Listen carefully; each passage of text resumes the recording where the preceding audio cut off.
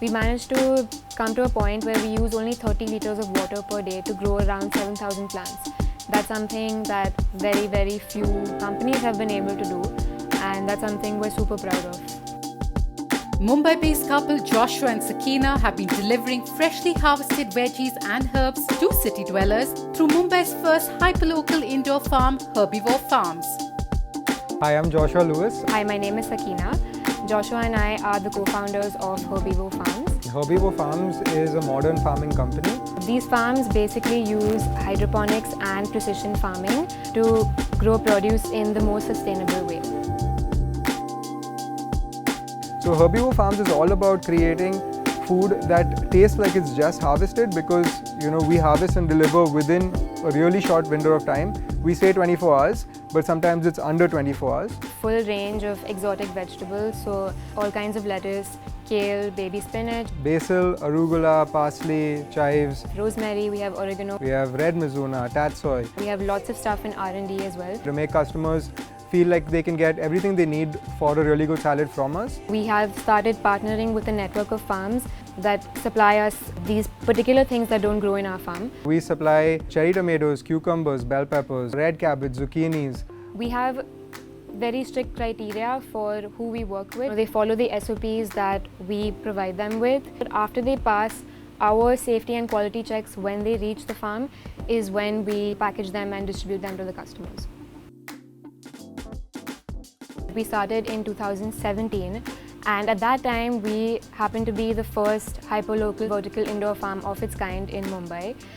We started this farm, it was inspired by our trip to Oroville. There was a farm run in Oroville, we worked over there. We would eat food that we freshly harvested every day. So we said, hey, we want to bring this kind of fresh food access to people in cities. The only way to do that was to put the farm inside the city. A huge benefit of the kind of farming that we do is we save land and we save water. We have a vertical farm where we can grow in multiple layers, which means that in the same square inch, we can grow up to 10-20 times more than what you could grow on a piece of land. We also save a lot of water in our growing process. We recirculate water through our systems.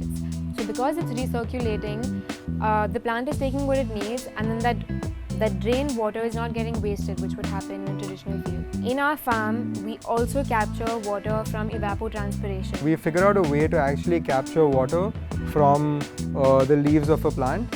Our HVAC system captures that water, it feeds it back to our tank.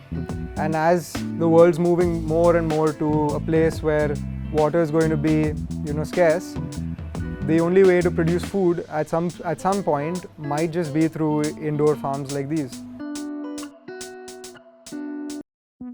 I think farming as it stands today, the major problems are to do with pesticide use and the inefficiency with which water and other resources are used. We should figure out intelligent ways of dealing with pests. 70% of the world's fresh water is used for agriculture. It's not something that's going to be sustainable. We're already seeing shortages world over. We've been looking at a couple of reports, and the number is alarmingly large.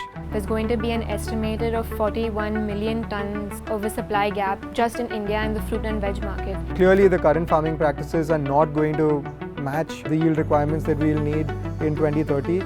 So, sustainable farming is going to be the answer to that. How do we grow more produce with less resources, with less water, energy?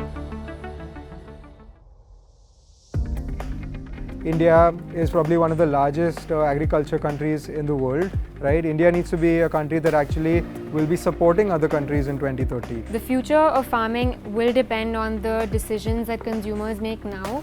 If they choose more consciously and if they choose to support farms that are growing more sustainably. So when we, have our next meal, we should try and close the loop on, where this food is coming from.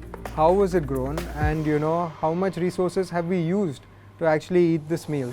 And once we start doing that, we'll actually start making more conscious, more local and more sustainable decisions. We believe that this is one part of a series of solutions that will be needed. As long as people like us and people who are watching this begin to start understanding that they have a responsibility to actually try and fix the food crisis that is going to hit India and is going to hit the world, I think we will have a more resilient and a more sustainable future.